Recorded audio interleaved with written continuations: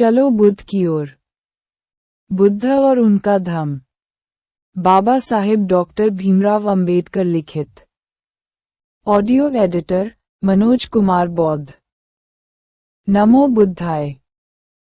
में इतना संदेह है तो फिर यही उचित है कि वर्तमान भोगों को भोगा जाए।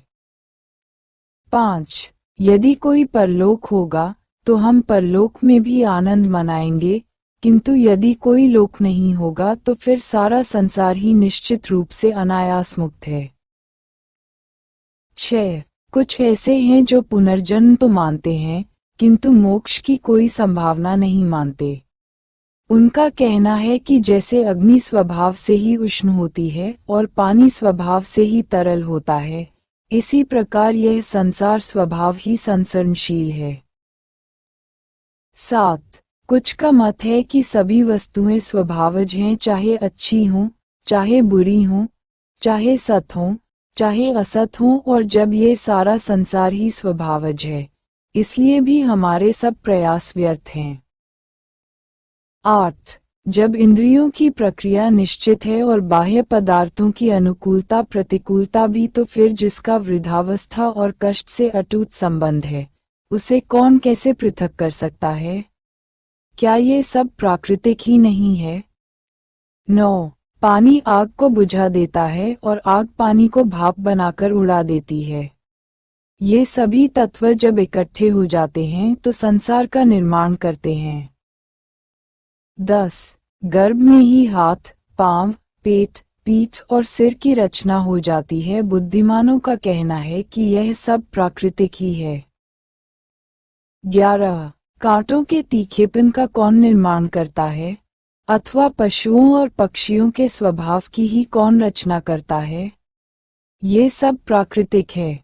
कोई भी कार्य ऐसा नहीं जिसमें चेतना कारण हो, तो फिर चेतना का अस्तित्व ही कैसे हो सकता है? 12. कुछ का कहना है कि यह सृष्टि ईश्वर की रचना है। यदि ऐसा है तो फिर किसी चेतन आत्मा के प्रयत्नशील होने की आवश्यकता ही क्या है? जो सृष्टि को गति प्रदान करेगा, वही उस गति को अवरुद्ध भी करेगा। 13. कुछ कहते हैं कि प्राणी का जन्म और मरण दोनों आत्मा पर निर्भर करते हैं, किंतु उनका कहना है कि प्राणी का जन्म तो अनायास होता है, जबकि मोक्ष प्रयास सिद्ध है।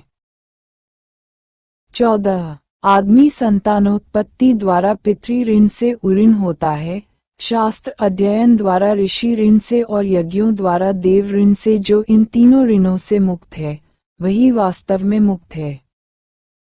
15.